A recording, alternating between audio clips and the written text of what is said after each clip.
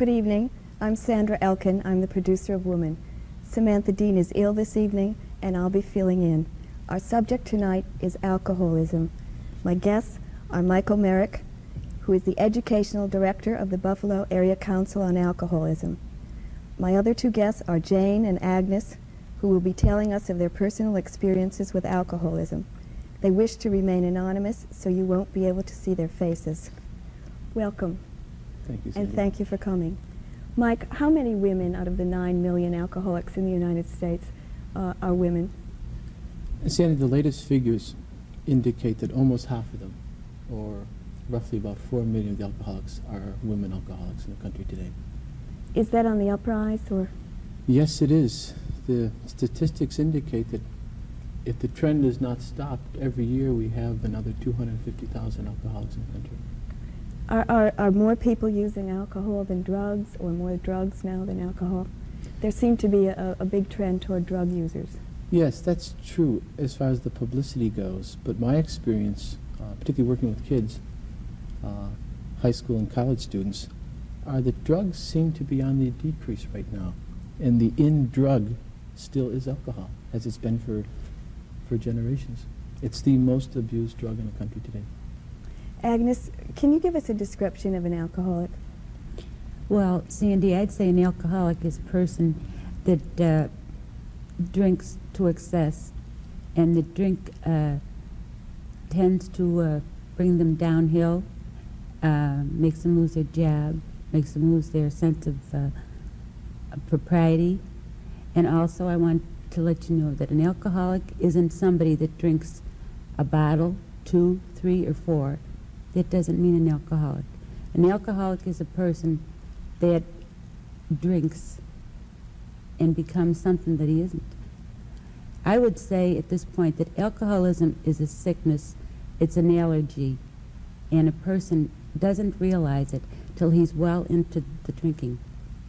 And then they realize it when they have this terrific craving for alcohol. And the only thing that really helps them is another drink. So an alcoholic should never even take one drink.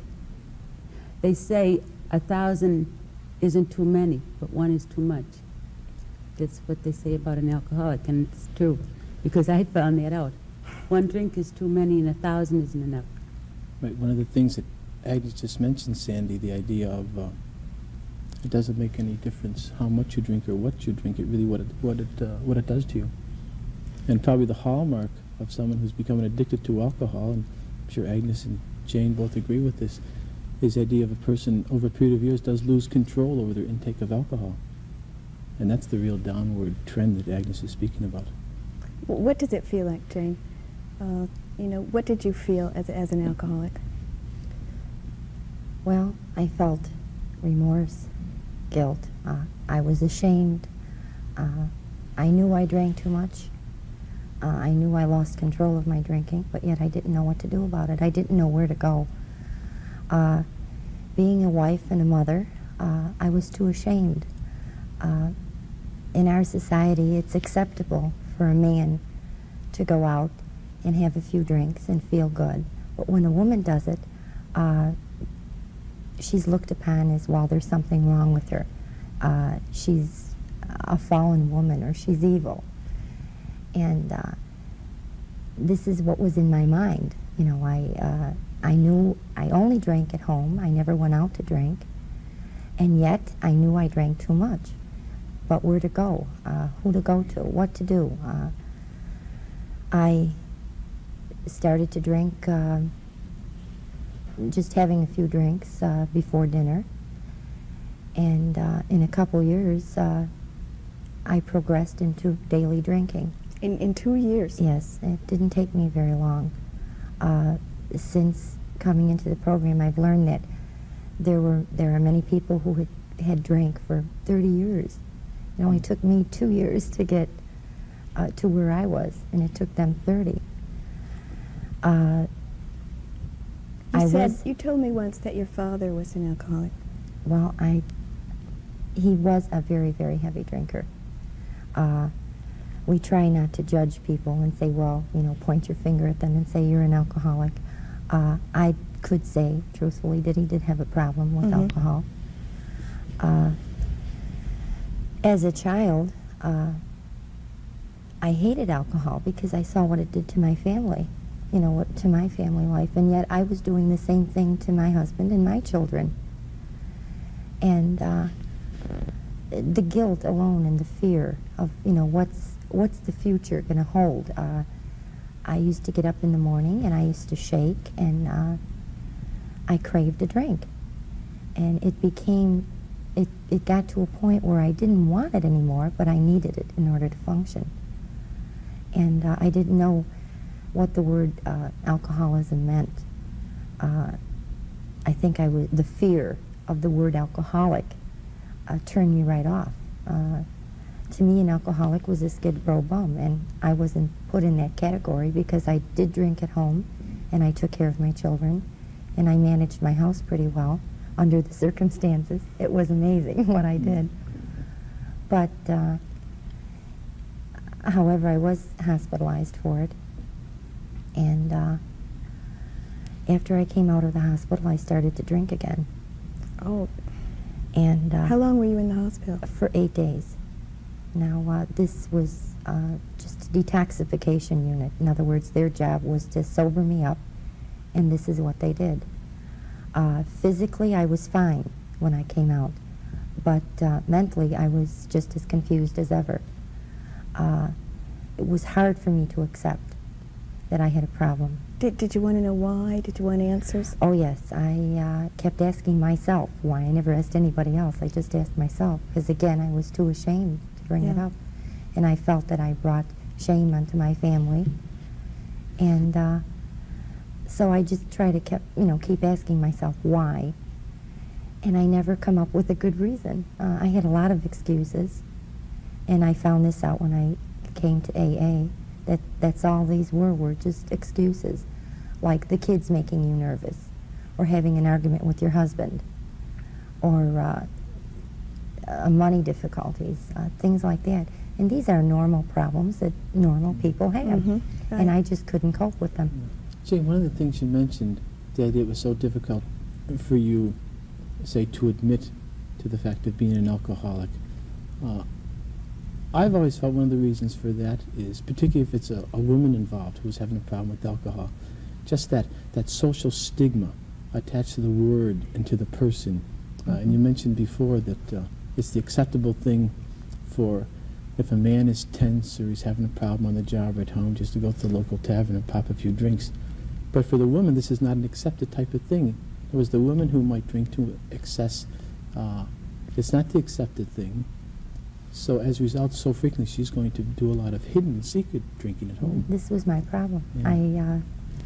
I hid everything. I hid all my bottles. I didn't want anybody to know. Oh, would you tell that story that you told us? Well, as my drinking progressed, I drank quite a bit. And of course, I didn't realize how much I was drinking either. So I kept, because of this fear of people finding out, that I drank to excess, I just kept hiding all the bottles in my attic, and never realizing that they just kept accumulating and accumulating. Well, there came a point where my husband was very angry. He wanted to know where the money was going, and he wanted to know just what was happening. So he did find out through books that I had kept for him that I did go out to the liquor store and buy my own liquor. And he never went through my belongings, but this one morning he did, and he found the 3 bottles that I had bought at the liquor store. And of course he was very, very angry, and he woke me up, and he wanted to know, why I was drinking. And I told him that I had a nervous condition, which I did at that point. And my son, who was 9 at the time, got up from bed. He heard all the yelling, and he had told my husband, he wanted to know what the yelling was about, and my husband had accused me, of being a drunk, and, of course he didn't understand alcoholism either. And my son didn't seem too upset, but he said, Daddy, he says, there's a lot more bottles upstairs. So when my husband started to empty out all the boxes, and by the way, he did line them up as to the progression of the disease. Now, when I first started to drink, my daily cocktail before dinner, it was Canadian Club. And then as you go along the line, as he lined them up, the brand was cheaper and cheaper and cheaper. You did your housework every day. You took care of your children. A lot of times I didn't remember how I fixed supper. But you did do it. But I did do it. Of course, that's the big warning sign, you know, that a person is in the process of becoming addicted to the drug alcohol. For the first time when this blackout occurs, and I think if more people were aware of that as soon as a person experiences this blackout, and it's not passing out, and someone could be with you the night when you were drinking, and they would narrate the fact that you did everything relatively normal, and you didn't fall asleep, you didn't do any stupid things, but you just Then they can't wouldn't recall realize what that happened. you had blacked out the person with you? Right, because you don't black out the time. It's only the next day you can't remember what happened. And that's the big warning sign, as I call it, the flashing red light, that a person's in the process of becoming physically addicted to alcohol. Jane, you told me that you didn't like to go to parties after a while. No, after a while I didn't, because the drinks weren't coming fast enough. How do you think your kids were affected by all this? Two children at the time, 3. right? 3. Yeah, 9, 7, and 4. Well, my oldest understood. He knew, I don't say he understood, but he knew that I was drinking. I thought I kept it pretty well hidden, but he had caught me on several occasions drinking. And I, now, after, you know, my mind cleared up, I remembered that I did tell him that I had a stomach problem, and this was my medicine, and this kept him quiet for a while. They were very confused. They were very unhappy. Of course, my husband and I were constantly arguing. I used to pick fights with him to give me excuses to drink. And there was constant turmoil.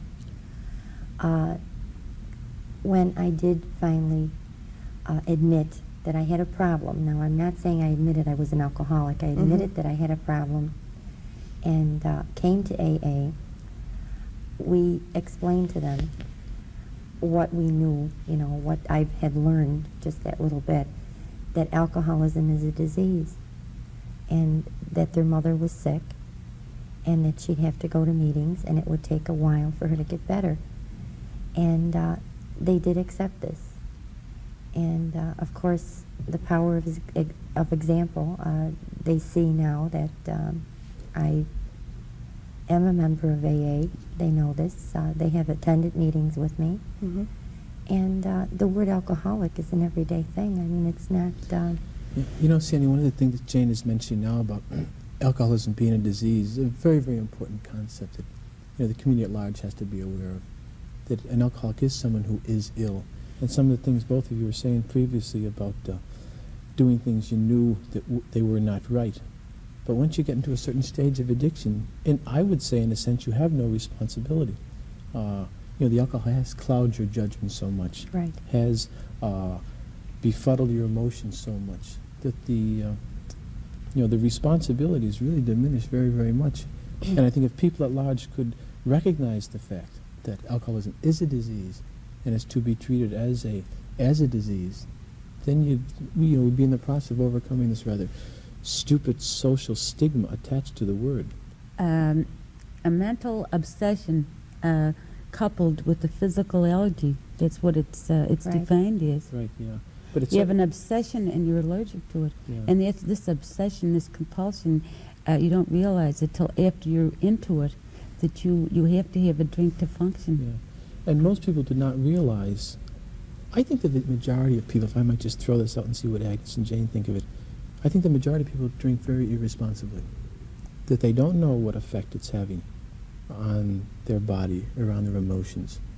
I'm just wondering whether, say when you were younger, whether, say, in the schools or what have you, if it was explained to you that it is relatively easy to become dependent and then addicted to alcohol. If this had been done, whether you would have become addicted. You would become more aware of it. Yeah. And some of these signals, like you said, red lights, would, you know, if you'd have a blackout, or if you would see that you're drinking at a certain time each day, there would be a little warning bell saying, well, maybe I better stop. You know, am I being too dependent on it? Am I using it as a crutch? Yeah.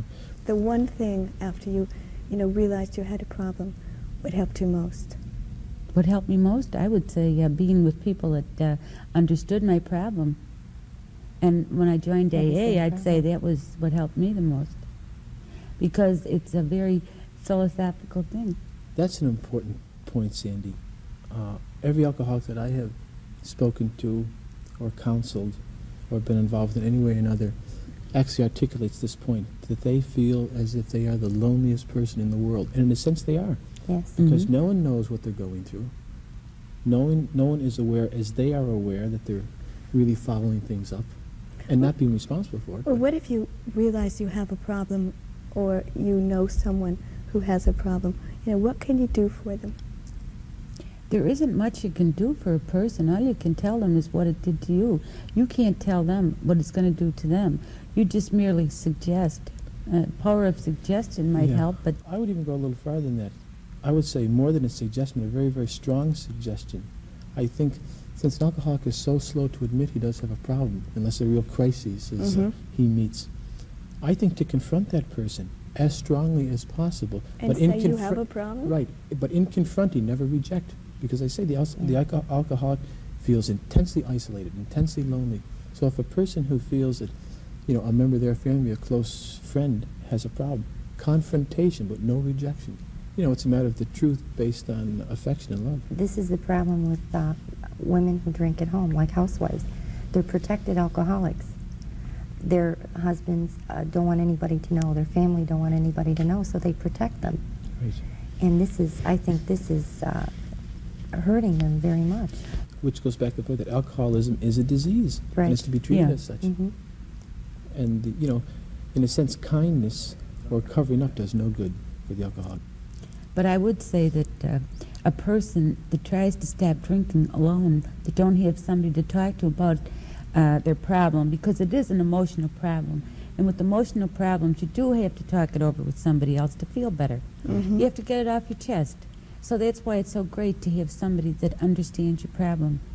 Now, a husband might sit down and listen to everything that you do and why you did it, but somebody that's been there understands it more, and they can relate with you, and that's what makes it so great, relating to one another. Right.